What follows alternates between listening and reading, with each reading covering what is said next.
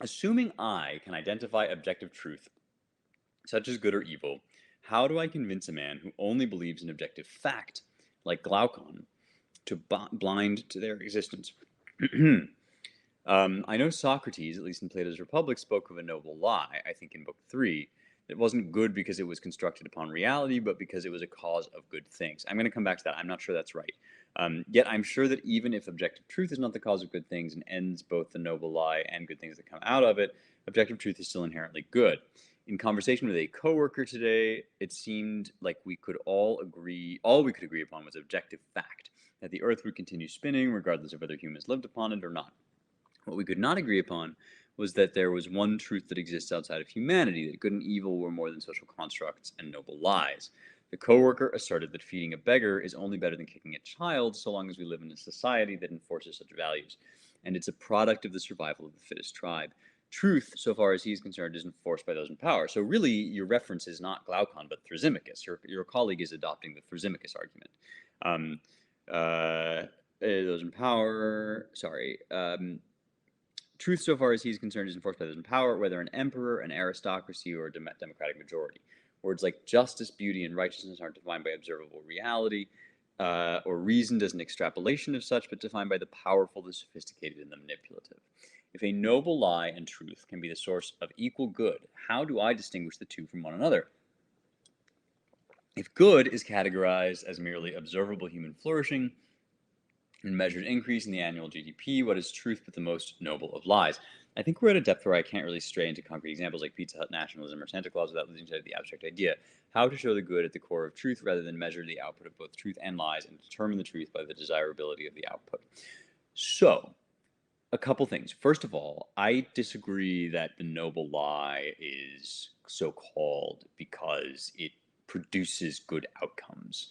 It does have a salutary effect, but there's something deeper than that at work. In the text, it's called a mythos, a myth. And I think Plato Socrates, doesn't just think it's, a total falsehood that produces good outcomes, but rather that it's a factual falsehood that gets at deeper spiritual truths of the kind you're describing, and those truths produce the good outcome.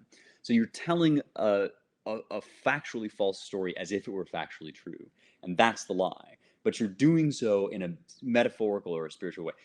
To compare great things with small, or from the sublime to the ridiculous, let's say, um, one comparison I think you could usefully make is QAnon.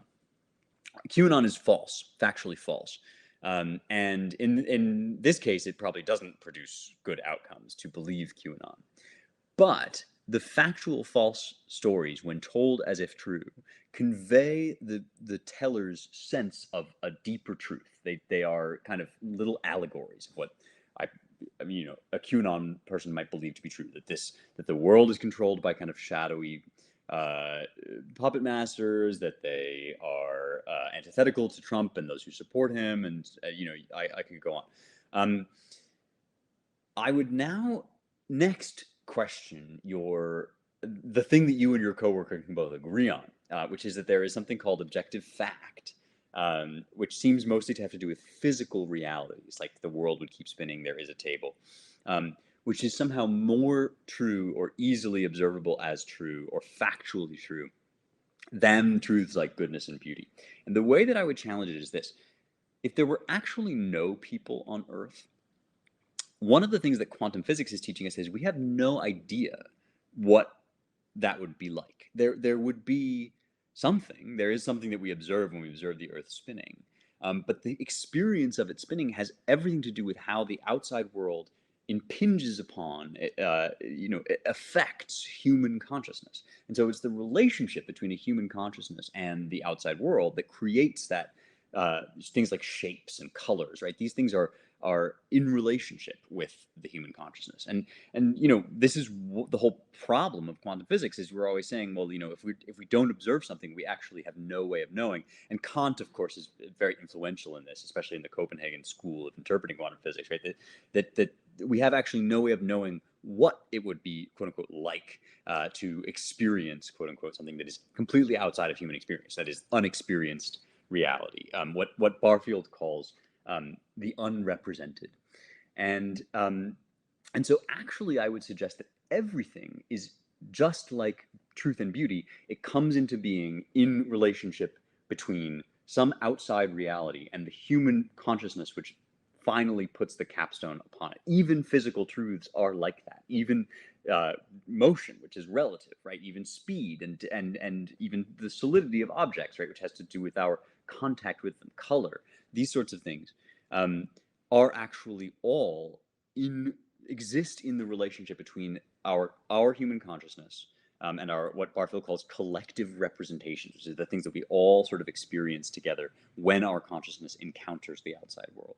Um, and so once you get down to that, if there's a truth about the table in front of you, then there's a truth about beauty, because those are actually in the same relationship between you and the outside world, right? There is no distinction between this idea that there's something, out there that's more solid and quote unquote factual, and something that is, so-called more spiritual or airy, right? They're both have to do with different faculties. Of course, we do perceive the table with one kind of faculty, which is sight or touch, and we perceive beauty with another, which is, aesthetic sensibility or even moral sensibility.